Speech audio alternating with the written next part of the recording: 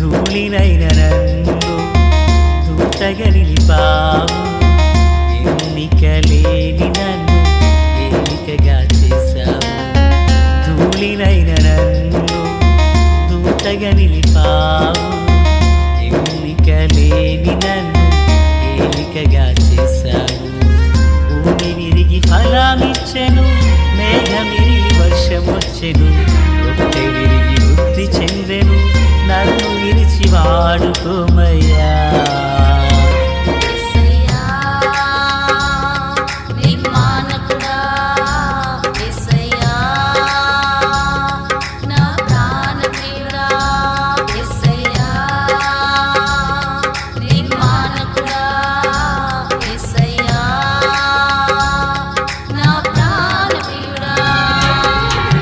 ధూళినైన నన్ను దూతగా నిలిపావు.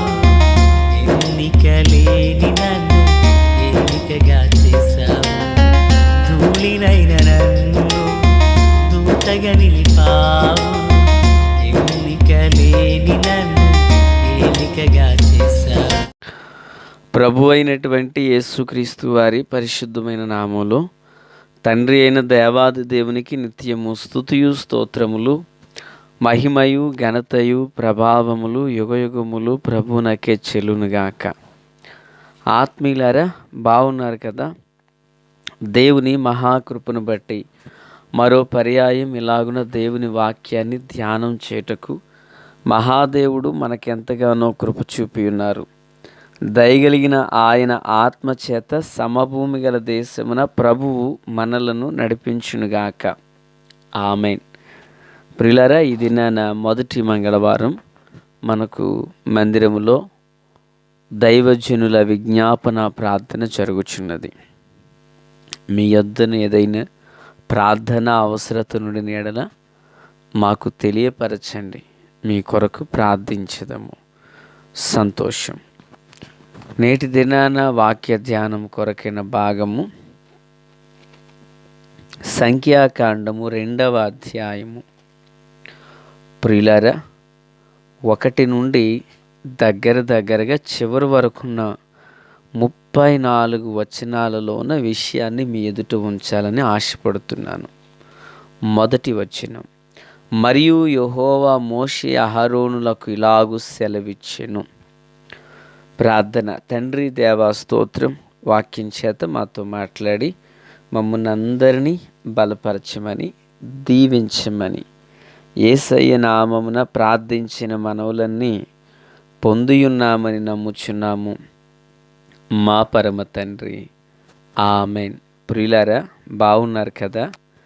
ఈరోజు ఎక్కువ వచనాలను మనం తీసుకున్నాం. గల కారణం ఏంటంటే, ఈ అధ్యాయాన ఇశ్రాయేలీల యొక్క 12 గోత్రాలు ఏ దిక్కున వారు గుడారాలను ఏర్పరచుకున్నాలో మహాదేవుడు ఈ భాగంలో సెలవిచ్చారు.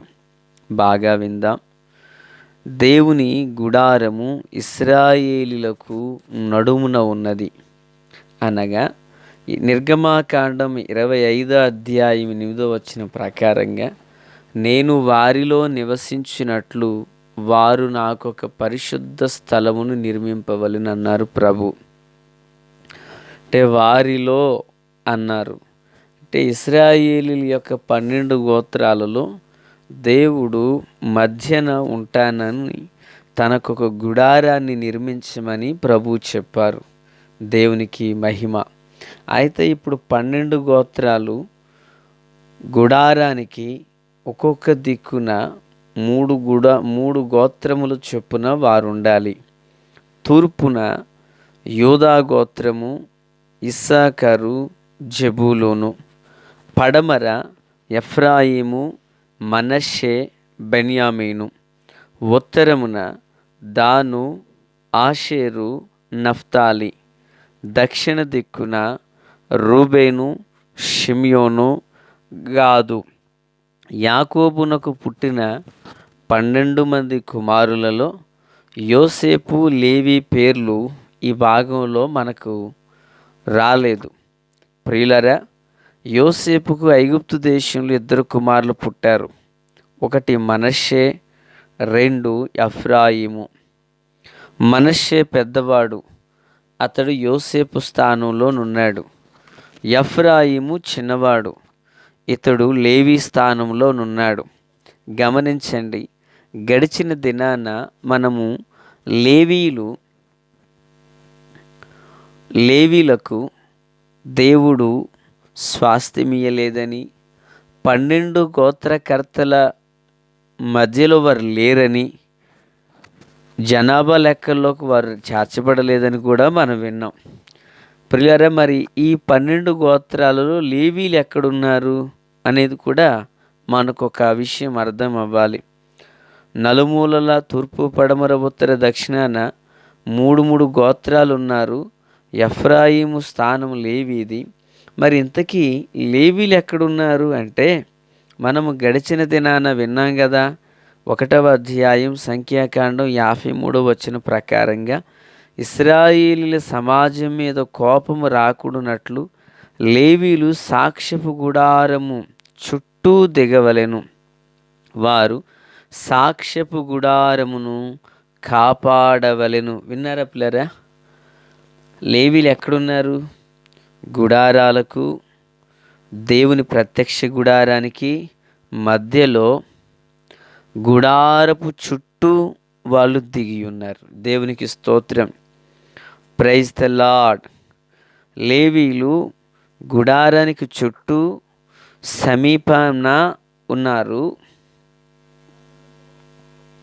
ఆ అవతలి మేర 12 మంది గోత్రకర్తలు గుడారాలను ఏర్పరచుకున్నారు. అయితే ఇక్కడ మనం ఒకటి గుర్తించాలి. దిక్కుల పేర్లు ఉచ్చరించినప్పుడు, పలికినప్పుడు మనం మొదటిగా పలికే మాట తూర్పు. 12 మంది గోత్రకర్తలలో వాళ్ళ పేర్లు చెప్పేటప్పుడు జ్యేష్ఠుడు రూబేను రావాలి. అయితే దిక్కులలో తూర్పు దిక్కు మొదటున్నప్పుడు, గోత్రకర్తలలో జ్యేష్ఠుడు రూబేను అయినప్పుడు, రూబేను ఎక్కడికి రావాలి?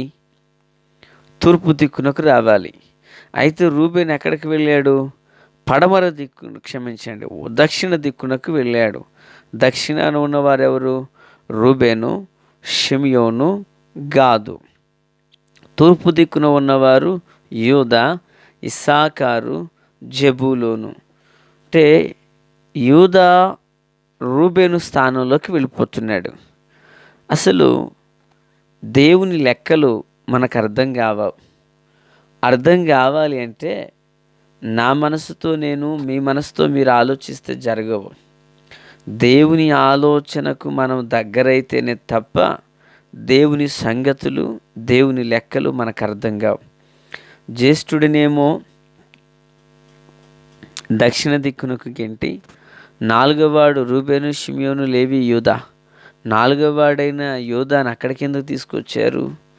యూదాకు ఉన్న ఆధిక్యత ఏంటి అని చూస్తే,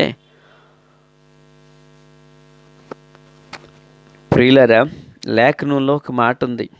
మొదటివారు కడపటివారుగాను, కడపటివారు మొదటివారుగాను మారతారంట. అలా ఎందుకు మారుతున్నారో కూడా మనం గుర్తు చేసుకోవాలి. రండి, దేవుని వాక్యంలో నుంచి సంఖ్యాకాండము ప్రియులారా 2వ అధ్యాయము 3వ వచనం. సూర్యుడు ఉదయించు తూర్పు దిక్కున యూదా పాళెపు ధ్వజము గలవారు తమ తమ సేనల చొప్పున దిగవలెను. ఎందుకు వీరు తూర్పు దిక్కున దిగుచున్నారు? ఎందుకు వీరు తూర్పుననే ఉండబోతున్నారు అంటే, ప్రియులారా, మనము ఒక మాటను అర్థం చేసుకోవాలి. రూబేను, యూదా. రూబేను తన తండ్రి యొక్క మంచము మీదకెక్కి పరుపును అపవిత్రం చేశాడు అన్న సంగతి మనం ఎరిగిన వారమే. జ్యేష్ఠుడు అనబడిన వాడు దైవ దీవెన, దైవాశీర్వాదము, దైవ కృపను పోగొట్టుకున్నవాడుగా మిగిలిపోయాడు ఇక్కడ. ఇక యోధా దగ్గరకు వద్దాం. యోధాను గూర్చి తన తండ్రి అయిన యాకోబు 12 గోత్రాలను తన అవసాన కాలంలో భవిష్యత్తునందు జరగబో సంగతులను గురించి ప్రవచించారు. 49వ అధ్యాయం ఆదికాండం 8:10. యోధా, నీ సహోదరులు నిన్ను స్తుతించెదరు, నీ చెయ్యి నీ శత్రువుల మెడ మీద ఉండును, నీ తండ్రి కుమారులు నీ ఎదుట సాగిలపడుదురు.